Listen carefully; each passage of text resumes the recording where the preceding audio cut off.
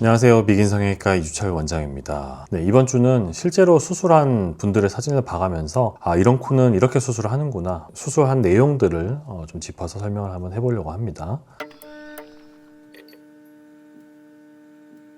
자, 첫 번째 분은 네 번째 수술을 하신 분이네요. 첫 번째는 이제 비중격 연장을 해서 보형물 쓰면서 이제 수술을 했었고, 두 번째는 글쎄요, 첫 수술에서 이제 메쉬가 있었나 봐요. 메쉬에 염증이 있어서 제거를 하면서 또 수술을 하셨다고 하고, 세 번째 수술 같은 경우는 보형물 쓰고 절골, 매부리, 그리고 콧볼 축소, 그리고 귀연골 쓰시면서 진피도 썼다, 이런 식의 내용이 적혀 있네요. 그래서 어쨌든 이번에는 이제 네 번째 수술이 되는데, 지금 콧대를 보시면 보형물이 이제 왼쪽으로 이렇게 쏠려가지고 휘어있는 듯한 형태가 지금 보이시죠? 그 휜 것도 휜 거지만 또 너무 대가 가늘기도 해요. 대가 전반적으로 너무 가늘어서 그냥 분필이 들어가 있는 듯한 그런 인상을 지금 받는 상황이죠. 그러면서 이제 코끝에도 약간은 복코는 이제 잡혔는지 모르겠지만 약간 집힌 듯한 느낌도 좀 보이고요. 그리고 정면에서 봤을 때는 약간 콧볼이랑 비주 부분 요 가운데를 봤을 때 약간 평평한 듯한 느낌이 좀 있기도 하고요. 그리고 측면에서 본 사진을 보면 콧대가 엄청 높아요, 이런 것까지는 아니기는 해요. 근데 이제 시작점이 약간 꽤 높아 보이는 그런 느낌을 좀 받죠. 그러면서 코가 좀 상당히 길어 보이는 느낌이 좀 있습니다. 라인은 그렇게 나쁜 라인은 아닌 것 같은데, 일단은 콧대가 상대적으로 코끝에 비해서는 높고, 코끝의 높이하고 이제 코 길이를 보면 상대적으로 이제 상당히 길고 좀 코끝이 낮은 느낌을 좀 받죠. 조금은 이 비주 부분이 콧볼에 비해서 좀 들어간 듯한 느낌이 있어서 약간 아쉬운 듯한 느낌이 있습니다. 환자분은 이제 이 콧대가 점점 진행하면서 휘는 게 비중격 만곡증이 있어서 그런 거 아니냐라고 이제 생각하시면서 또 재차 수술을 하시면서 이게 똑같이 또 이렇게 휘거나 돌아가는 게 아니냐 걱정을 좀 하시는 상황이었었고, CT에서 봤을 때는 이제 전 수술에서 좀 절골을 심하게 해서인지 콧대뼈가 상당히 좀 좁아져 있는 상황이었었고, 그로 인해서 좀 보형물이 좀 한쪽으로 좀 쏠리기 쉬운 조건이 아니었었나 싶은 부분도 있습니다. 그리고 이제 사실 이제 장담을 100% 할 수 있는 건 아니지만은 코를 만져봤을 때 상당히 좀 이렇게 얕게 위치해 있기도 했었고, 너무 움직임이 좀 고정이 안 되고 잘 움직이는 듯한 느낌이 있어서 골막 하가 아니라 골막보다는 위로 들어가서 있는 상황이 아닌가 하는 그런 상황이었습니다. 그리고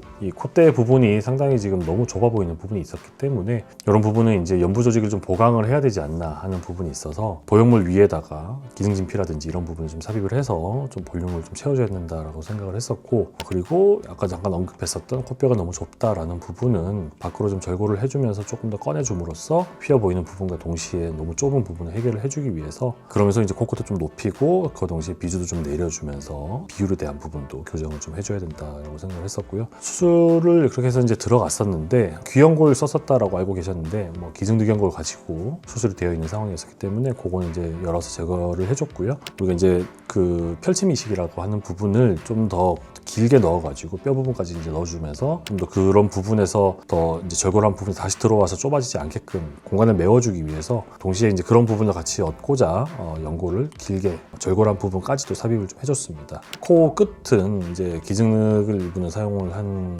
상황인데, 그러면서 이제 아까 말씀드린 것처럼 비주가 조금 부족한 상황이었기 때문에 조금 밀고 나올 수 있도록 아래쪽으로 좀 볼륨을 좀 더 줬습니다.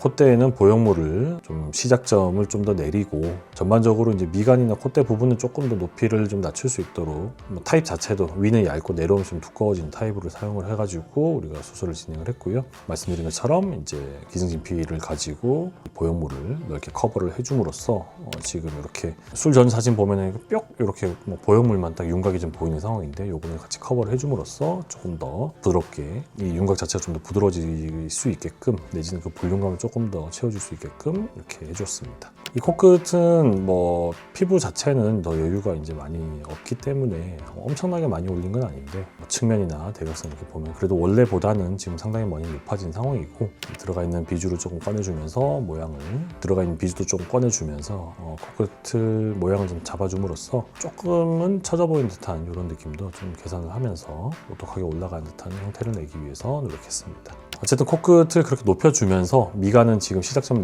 내려주었기 때문에 코가 너무 길어 보이는 부분, 그리고 측면의 대각선에서 봤을 때는 비율상에서 코끝이 좀 더 높아지고 콧대는 좀 더 길이가 짧아지면서 코가 짧은 그런 인상을 좀 더 지워줄 수 있었다라고 생각을 합니다. 그리고 마지막으로 코끝에는 약간 이미 이제 3번의 앞선 수술로 인해서 피부가 많이 얇아져 있는 상태였기 때문에 말씀드린 약간 그 기승진피 가지고 이식을 함으로써 코끝에 볼륨감을 좀 더 줄 수 있도록 하였습니다.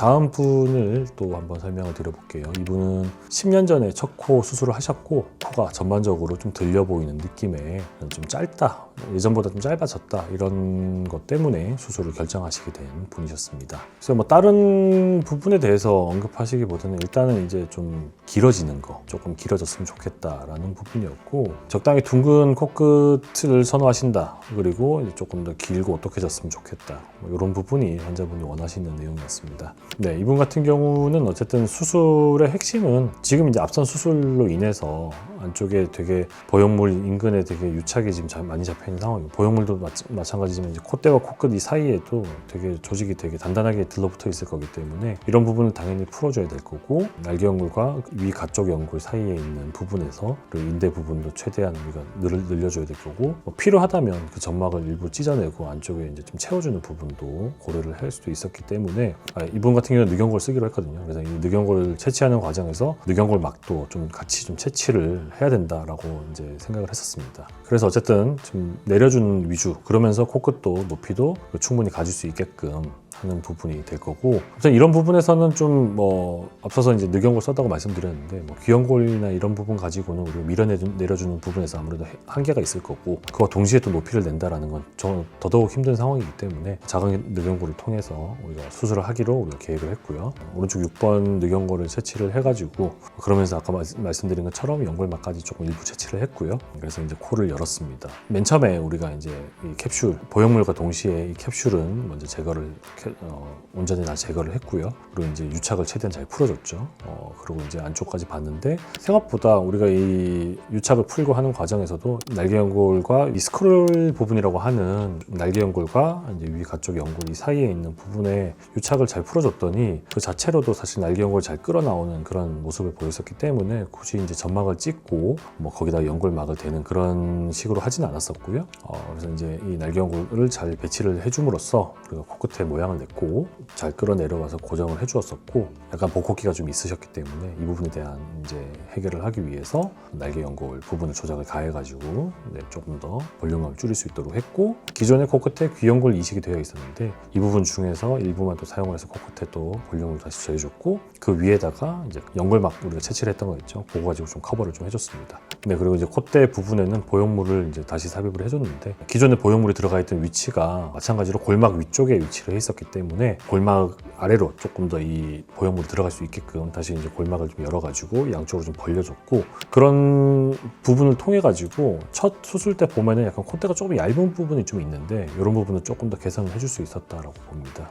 원래 시작점보다는 좀 더 시작점이 내려간 듯한 느낌이죠. 전반적으로 길이감을 좀 더 충분히 길게끔 해서 환자분이 이제 콧구멍 많이 보였던 그런 부분, 좀 짧아 보였던 그런 부분을 충분히 해소를 했던 케이스가 아닌가라고 생각을 합니다. 모든 재수술이 뭐 어느 원장님들은 마찬가지일 거예요. 어떤 부분이 환자분이 이제 개선을 요구하시고 또 어떤 게 불편하고 내지는 어떤 그런 걸 가지고 개선을 해줘야 되는데, 그럼 개선을 하기 위해서 우리가 이제 해야 되는 방법이 뭐냐, 복호 개선을 좀 더 하고 싶다 해서 복호 개선이면 그냥 뭐 누구나 다 똑같이 그냥 연골을 뭐 찝어주거나 한다고 뭐 되는 부분도 아니고, 흔히 그냥 뭐 늑연골만 쓴다고 해서 그냥 딱 넣는다고 해서 뭐 짧은 코, 긴 코로 되는 것도 아니고, 다 이런저런 어떤 뭐 고민과 노력이 안쪽에 좀 들어가 있거든요. 그래서 재수술, 첫 수술보다 당연히 또 어떤 품이 더 많이 들고 노력이 더 들어갈 수밖에 없는 부분, 그리고 시간도 좀 더 걸리는 부분도 있습니다. 뭐 이전 수술로 인해서 분명히 이제 좋아졌던 점도 있으시겠지만, 재수술까지 이렇게 결정을 하신 분이라면 힘들었던 부분도 있을 거고 고민도 많이 하시고 병원까지 오셨을 텐데, 어쨌든 그런 부분을 좀 더 우리가 효과적으로 내지는 좀 더 확실하게 개선을 하기 위해서 실제로 우리가 수술에 필요한 부분은 조금 다를 수도 있거든요. 그래서 코 상태를 한 번이라도 좀 더 살펴보고 좀 더 본인한테 맞는 적절한 방법을 찾아야 된다라고 생각을 합니다. 따라서 혼자 고민만 하시기보다는 병원을 꼭 대방을 하셔서 전문의들과 좀 더 심도 있는 상담을 함으로써 좀 더 좋은 결과를 얻을 수 있게끔 하시기를 바랍니다. 네, 오늘도 영상 여기까지 봐주셔서 감사합니다.